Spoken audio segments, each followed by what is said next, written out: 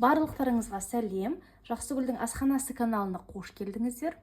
Видеоны бастамай тұрып, каналға тіркеліп, лайк басып, комментарий жазуларыңызды сұраймын. Бүгін біз қазақша ет, яғни 5 бармақ дайындайтын боламыз. Ең алдымен кастрөлімізге етімізді саламыз. Менде бүгін 2 түрлі ет, қойдың және сиырдың еті.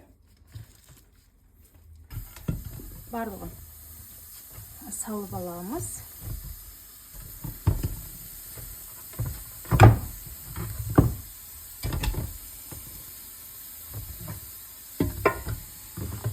Және де үстінен салқын су құятын боламыз. Етімізді салдық, үстінен салқын суымызды құйдық. Келесі кезекте тұзын дәміне қарай қосатын боламыз.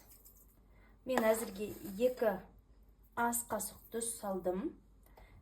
Енді етіміздің бетін жауып, жақсылап бір қайнатып аламыз.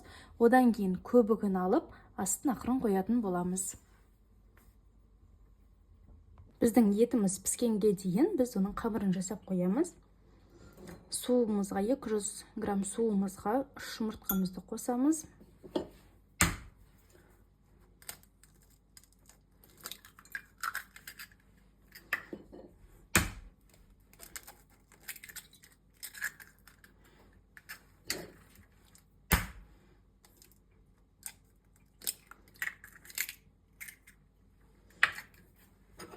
Bir ас қасық тұзымызды қосамыз.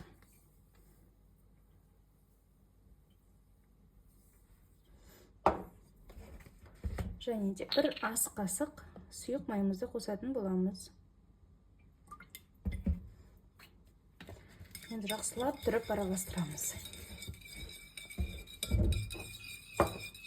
650 грамм ұнымызға електен өткізілген жоғары сұрыптағы ұнды алсаңыздар жақсы болады. Мен ұнын қолданамын. Енді үстінен жаңа массамызды құямыз ортасына. Бір келкі етіп қамырымызды илейтін боламыз.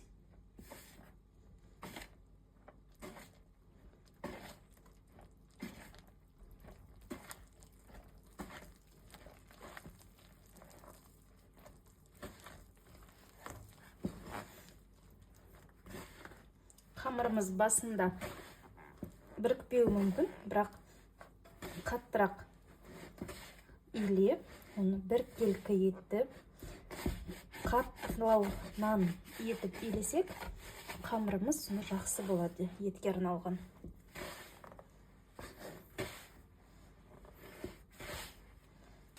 Бізде осындай қамыр пайда бола бастайды. Жақсылап тұрып иығын қандырамыз.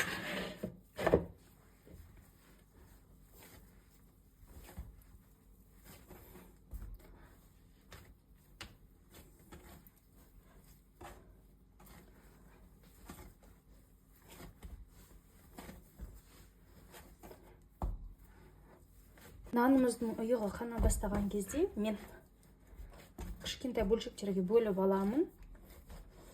Ысқан кезде ыңғайлы болатындай.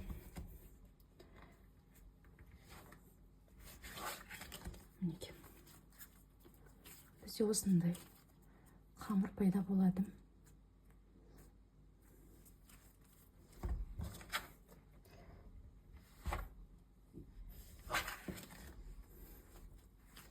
Тағы да бірнеше рет иығын қандыратын боламыз.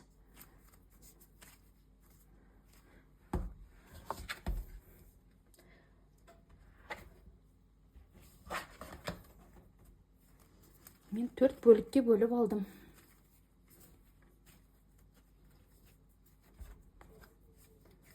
Енді осы нандарымызды демалтып, целлофанға салып қоямыз. Қамырымыз демалып тұрған уақытта газымызды ашып, тұздыққа турап дайындап қоятын боламыз.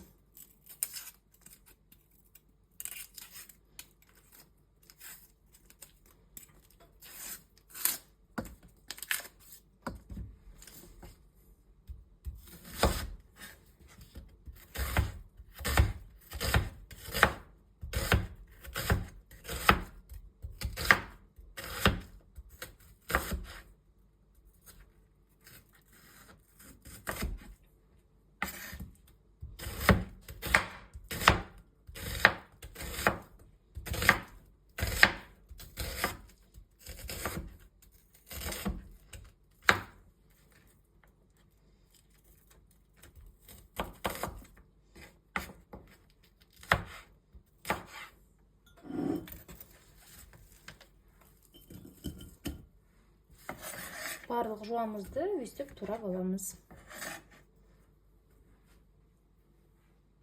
Пиязымызды турап алдық. Үстінен аздап қана дәміне қарай тұзын және де қарабұрыш қосатын боламыз. Кейін сорпамыз дайын болғаннан кейін үстінен сорпасын құйып 5-7 минут бұқтырып қоямыз. Сорпамыз қайнады. Енді тұздықтың үстіне құйып алып, осылай жақсылап тұрып араластырамыз. Қамырлар демалып болды. Мен алып шығып, енді ыса бастадым. Барлығын жұқалап қазір ысатын боламыз. Етіміз пісуде.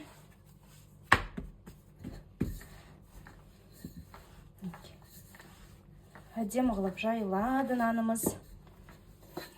Қанды. Қазір үлкейтетін боламын. Қамырымызды жайып алдық.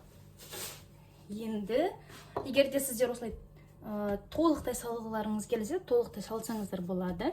Бірақ маған ең ыңғайлысы жайманың секілді өстіп бөліктерге бөліп алу. Қараңыздар, қамырларымыз өте қатты жұқа да емес, қалың да емес, әдемі, жыртылмайтын болып шықты. Қалдырамын.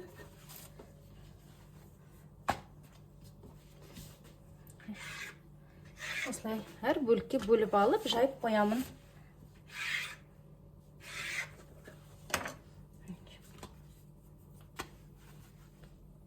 Қайнап тұрған сорпамыздың үстіне нанымызды салып, 5-7 минут пісіріп аламыз.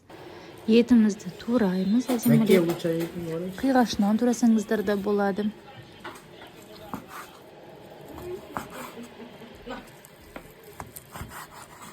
Мендегі ет 2,5 сағатта қайнап пісті. Неке біздің етіміз дайын. Бүгінгі видеоны ұнайтын болса, лайк басып, комментарий жазуларыңызды сұраймын. Барлықтарыңызға рахмет, сау болыңыздар.